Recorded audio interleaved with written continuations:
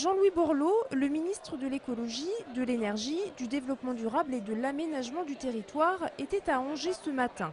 Il est venu visiter les nouveaux locaux de l'ADEME, l'Agence de l'environnement et de la maîtrise de l'énergie. Ces locaux ont été rénovés selon des normes strictes de respect de l'environnement.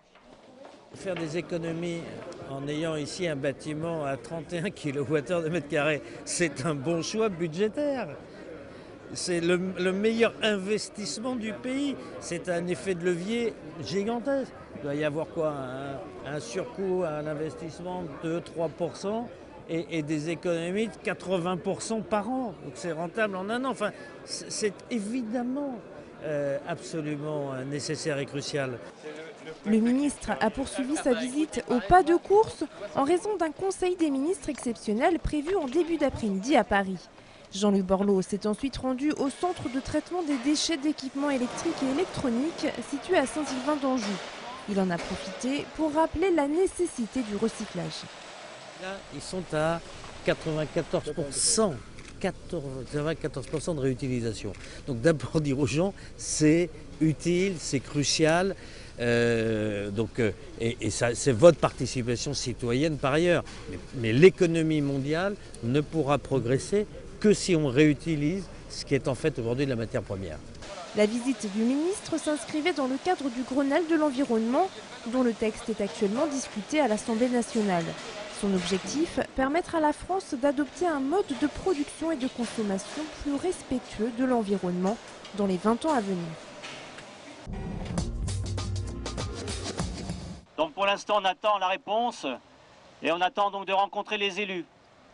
Bon, pour l'instant, on ne bouge pas, mais on attend la suite.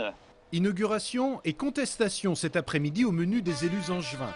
La déviation dite de l'Étasse, mise en service le 28 août dernier entre Avrier et la Membrolle sur Longuenay, a en effet été inaugurée officiellement ce lundi. L'occasion pour 250 salariés de ce centre d'essai de l'armée de terre de se rappeler au bon souvenir des responsables politiques locaux. La déviation a été faite pour passer derrière les tasses, en fait, pour faciliter la circulation pour entrer dans les tasses. Et les tasses doivent fermer, donc on ne comprend pas très bien pourquoi on a dépensé autant d'argent pour faire une déviation alors que notre établissement ferme. Quel que soit l'avenir de l'Étasse, cette section à 2 fois 2 voies, longue de plus de 6 km, va permettre aux automobilistes de circuler plus facilement entre Angers et Rennes, même si du côté de l'Ille-et-Vilaine, les réaménagements routiers ont pris du retard. On ouvre la route petit bout par petit bout. L'Ille-et-Vilaine a fait une seule déclaration d'utilité publique. Donc, toutes les associations d'opposants se sont engouffrées contre cette DUP et ont fragilisé la base juridique qui permettait de faire les travaux. Alors que nous, on a pu avancer tronçon par tronçon de manière régulière. Au total, un peu plus de 21 millions d'euros auront été investis pour la mise en service de cet équipement. L'avenir de la station Météo France implantée à Beaucouzé va-t-il s'assombrir? La question est aujourd'hui clairement posée. Le gouvernement envisage en effet de supprimer 6 des 12 stations répertoriées dans l'ouest de la France. Pour protester contre cette réorganisation, qui pourrait être effective dans les 3 ans qui viennent, la totalité des agents du centre de Beaucouzé étaient en grève ce lundi. 4 d'entre eux ont par ailleurs participé au blocage de la direction interrégionale de Rennes. Ce mouvement de grève sera reconduit demain mardi. Le mouvement des médecins libéraux continue en Maine-et-Loire. Ceux qui jusque-là assuraient des gardes pour aider les malades par téléphone ne le font plus depuis 10 jours. Ils ont rencontré la semaine passée les responsables de la DAS, de la CPAM et de la région, entre autres, pour trouver une solution au manque de volontaires et aux honoraires jugés trop faibles. L'affaire est en bonne voie. Les médecins régulateurs doivent établir un projet qui sera transmis au ministère de la Santé. Les gardes pourraient donc reprendre à la fin du mois. En attendant, le 15 récupère tous les appels, mais pour éviter de bloquer leur ligne réservée à l'urgence vitale, consultez en journée votre médecin généraliste. C'est quand même beaucoup plus naturel, même tout ce qui est après santé au niveau de l'enfant, beaucoup moins de risques d'allergie, etc. Donc pour moi, c'était naturel d'allaiter mes enfants. L'image du week-end, c'est la grande tétée.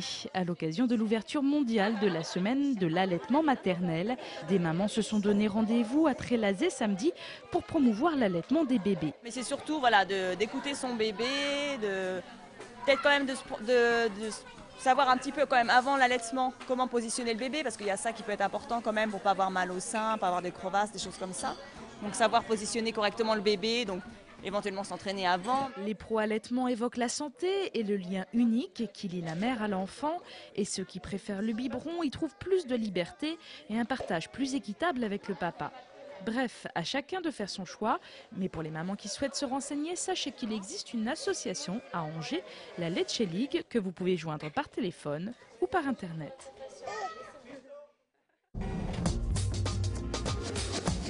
Derrière, il y a eu des petits signes de réussite que l'on n'avait pas ces temps-ci. Et tout d'un coup, Pado redevient décisif, il a un petit peu la baraka. Et puis nous, tout d'un coup, les buts s'enchaînent. Mine de rien, il y a longtemps qu'on n'avait pas vu Jean-Louis Garcia avec un tel sourire.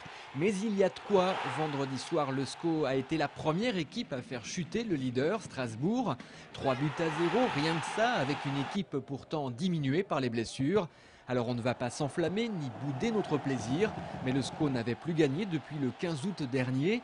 Il remonte à la 9e place et Angers 7 rediffuse ce match lundi à minuit, mardi à 15h et mercredi à 20h45.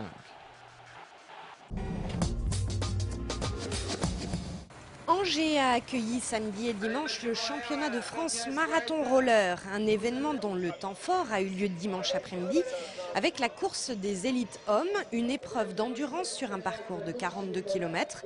Le circuit routier avait été aménagé dans le quartier de Belle-Beille. Top! Allez voilà, c'est parti, bonne route! Parti pour 1 heure environ de gros efforts.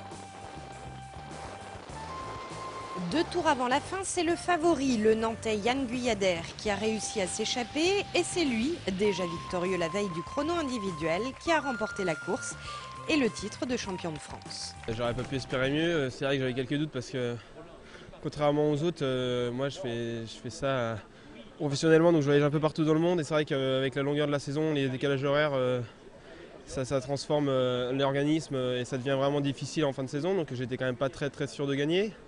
Après la performance d'hier, les quelques doutes qui étaient présents avant le championnat s'étaient un petit peu envolés. Et puis c'est vrai qu'aujourd'hui, moi j'ai reprouvé que la forme était là, quoi. Pour le champion de France, encore une course à disputer, cette fois au Venezuela, et ensuite des vacances bien méritées.